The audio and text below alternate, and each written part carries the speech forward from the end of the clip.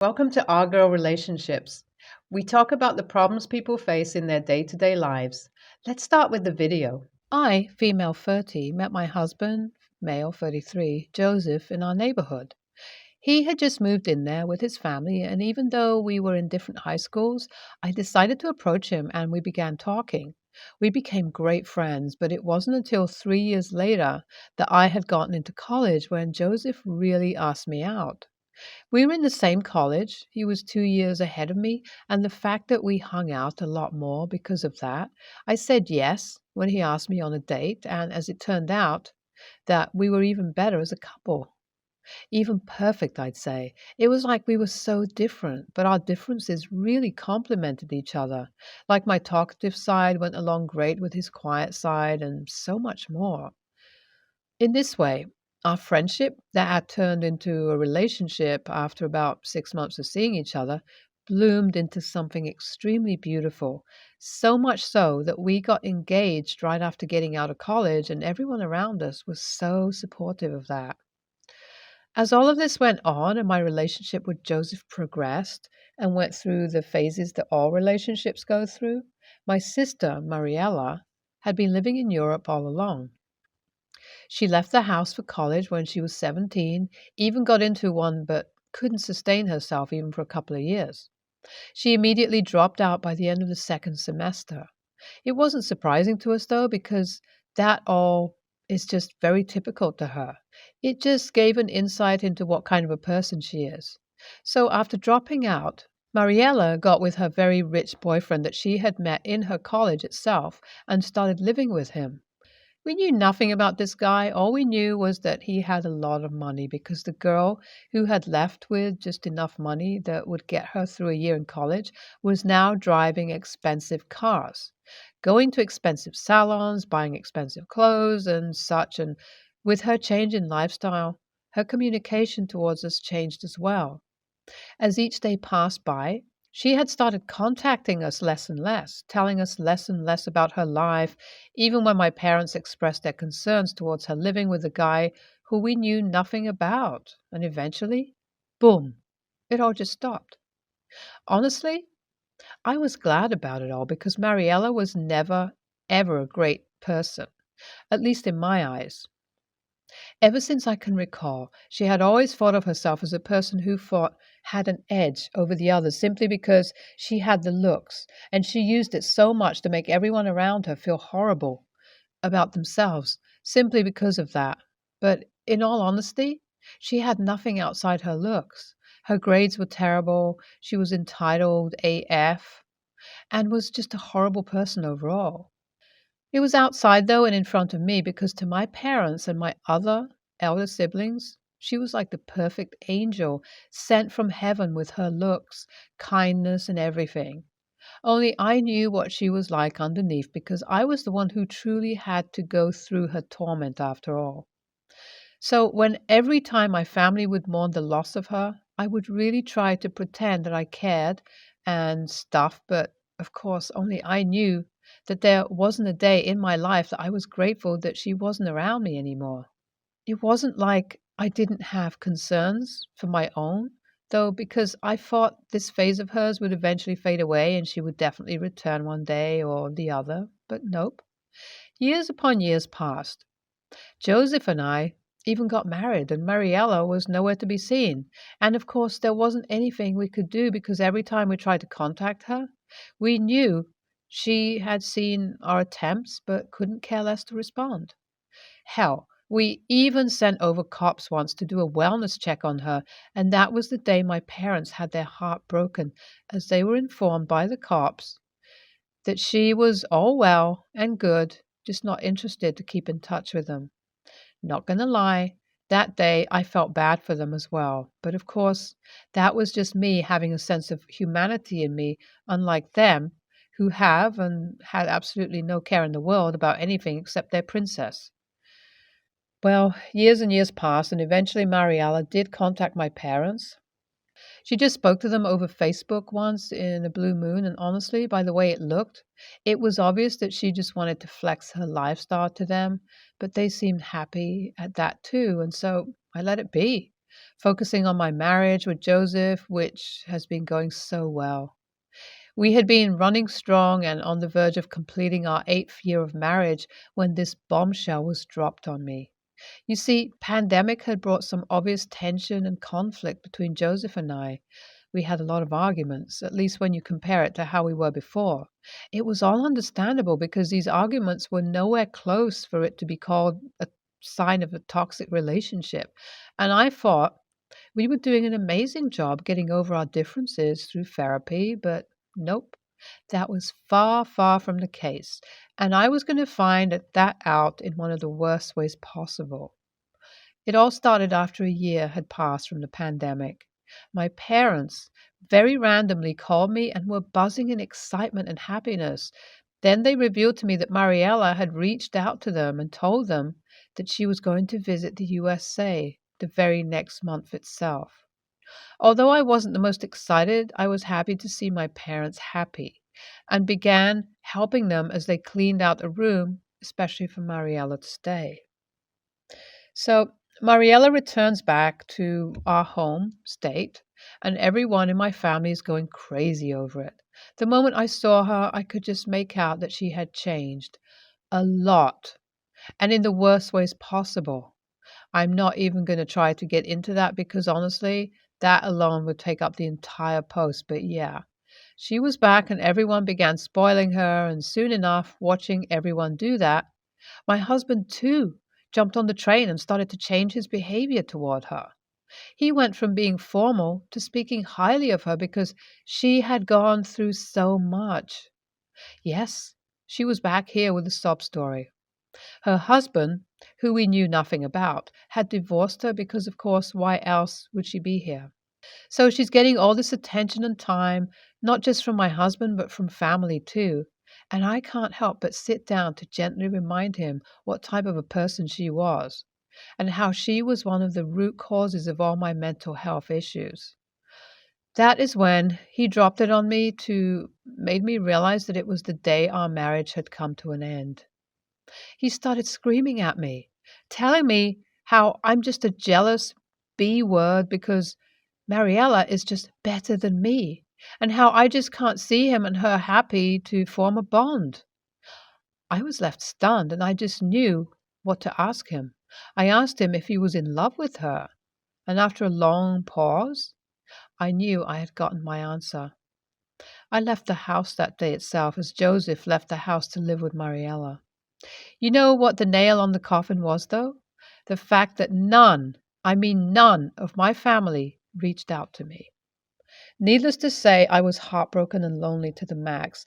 I had no one except for friends who tried their level best to be there for me. Well, it wasn't like I could do anything about it, though, and so I started to try and live life, accepting the reality until last week when my ex-husband showed up to my house in the middle of the night, banging on my friend's door.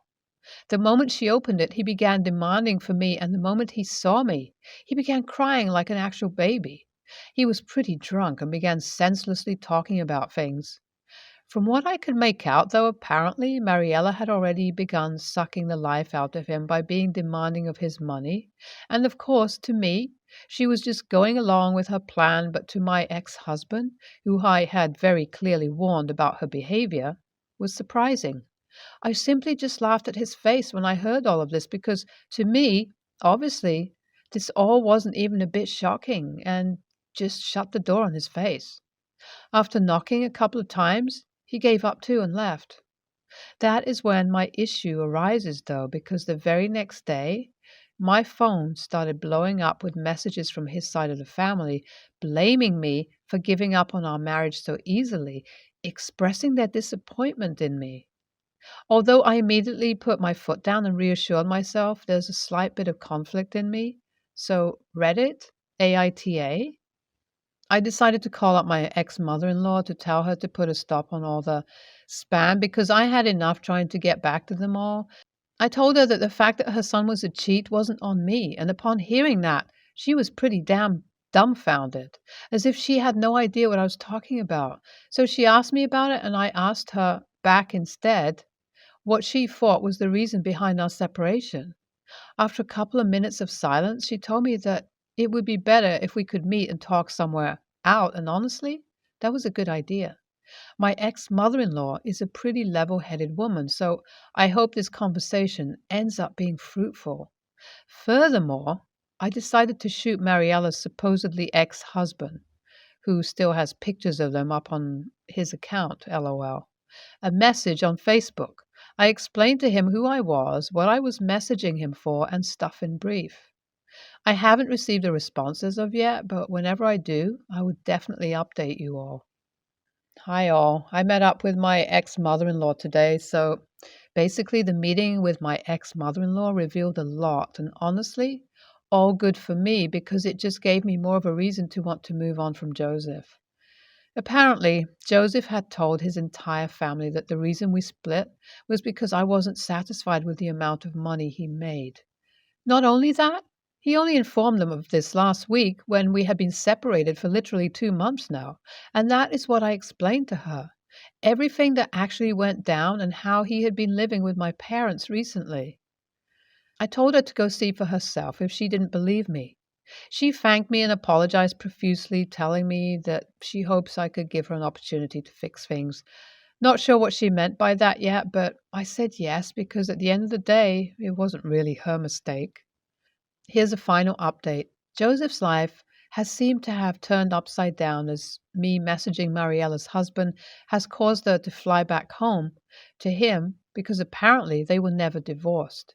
Mariella was only here to make some money from my parents and Joseph, who both agreed to pay for her college and also help her with the down payment of a house. Furthermore, Joseph's parents and family, upon finding out about his infidelity, decided to cut him out completely, even kicking him out of the house we both used to live in because it belonged to them. Joseph was going to inherit it after a couple of years, but his mom has now removed his name from the will and put mine on it as an apology gift, which was honestly very shocking but also amazing because it was a great kickstart to my new life. I have also served Joseph divorce papers, and overall, he seems to be quite literally pushed out of his social circles. My parents, too, don't want anything to do with him, and of course, me, because we're the ultimate cause of them losing their daughter once again, which I honestly don't believe and never would. Lastly, I want to thank you all for your amazing support and advice. I wouldn't have made all of these decisions if I didn't receive the tough love and reassurance from you all. NTA, file for a divorce and let everyone know what a horrible person Joseph is. You deserve so much better, OP. NTA, Joseph was clearly looking for a way out, and as soon as he saw your sister giving him a chance, he took it, only to be slapped in the face, which he very much deserved. F what everyone else says. I'm female, and my parents divorced 6 years ago, and my mom has been dating her new boyfriend for a year and a half. Despite that, I only met him 6 months ago, and I've seen him a handful of times, maybe two, three. He seems like a good guy, and I've got nothing against him. Now, I spend half the month with mom and the rest with my dad. I usually come home around 1 to 2 p.m., and my mom gets out of work at around 4 to 5 p.m., sometimes 6 to 7 if she's having a date with him and I'm alone at home, which is okay. I don't mind, and I actually enjoy it very much. My dad also lives 10 minutes away from here, so I know I can always call him. Yesterday, my mom said she'll be back at around 7 to 8 because she had a small dinner with her boyfriend's parents, and I said, okay. She was supposed to change before at her boyfriend's house, but forgot her dress, and I called her when I got home and see it laying on her bed. She thanked me and said she'll make a quick trip to get it.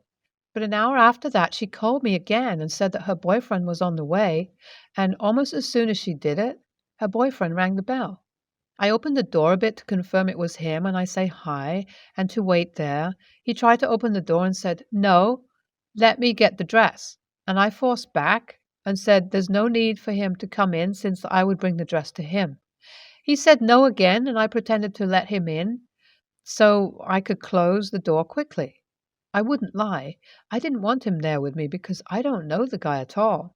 And as I said, I could easily bring the dress to him, which is what I did. He took it very angrily and called me a rude brat before leaving. My mom came at night with him, and they both berated me for my behavior.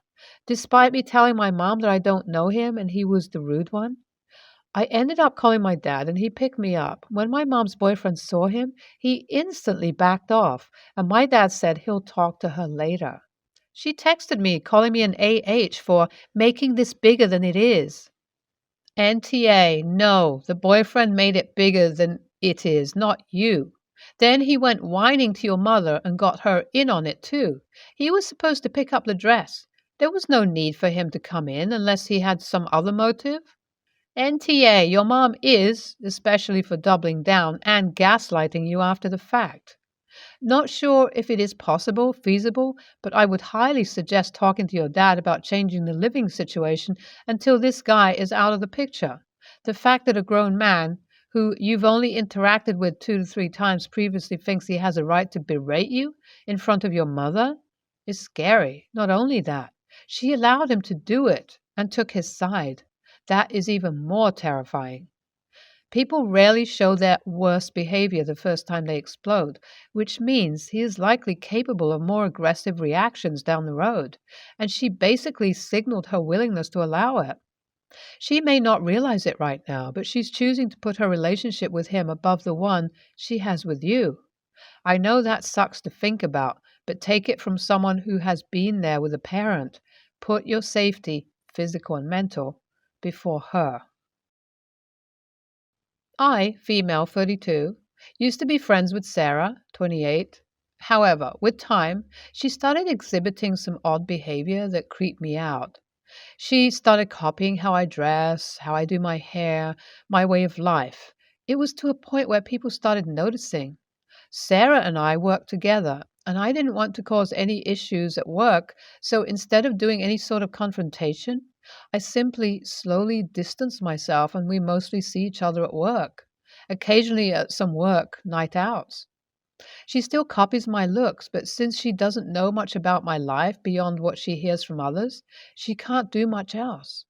E.g., I don't see her at 5 a.m. at my gym's swimming pool when I am going for a swim, despite her living at the opposite end of town and using a different gym before.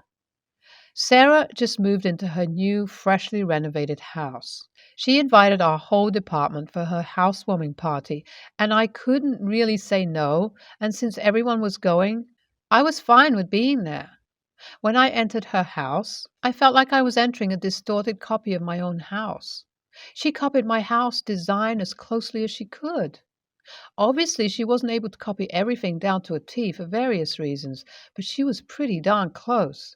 It felt so surreal and odd. It was like I was at my own house, but at the same time I wasn't. I tried to ignore it, and since I only saw the ground floor, I didn't want to jump to any conclusions, but my other coworkers, those who have seen my house, mentioned the similarities to me. We all got pretty drunk, and at one point I needed to go to the toilet. The downstairs one was occupied, and Sarah told me that I can go upstairs. I went with another coworker as she needed a toilet too. Walking upstairs, things gotten even more creepy. Her carpets, her paint, her decorations, her furniture, everything kept matching my decor. I mentioned it to my other coworker, and she said that she noticed but didn't want to bring it up. When I was waiting outside the toilet, I decided to snoop a little, which may make me an a-hole as well, and I entered her bedroom. It was bloody identical to mine, down to a blanket on her bed and books on her bedside table. Heck, she even arranged her wardrobe the same way I have mine. Told you I snooped. I was done, and clearly alcohol gave me courage. I went downstairs and went ballistic, shouting at her to stop being an effing creep and to stop copying me with everything I do. I grabbed my stuff, told her to get a life, and left her house. A few coworkers followed me, trying to comfort me. She's been trying to contact me since then, messaging me that it was her private bedroom and I wasn't supposed to see that, and I should have never have been creeping in her house, and what an a-hole I was for shouting at her and making a scene in her own house. I do feel bad for causing a scene, but I must say it creeped me out. I'm not proud of losing control, but before I replied to her, was I really the a-hole here? You. Had she seen your bedroom? How did she know your wardrobe scheme? Can you remove her from your life completely? NTA. That's terrifying.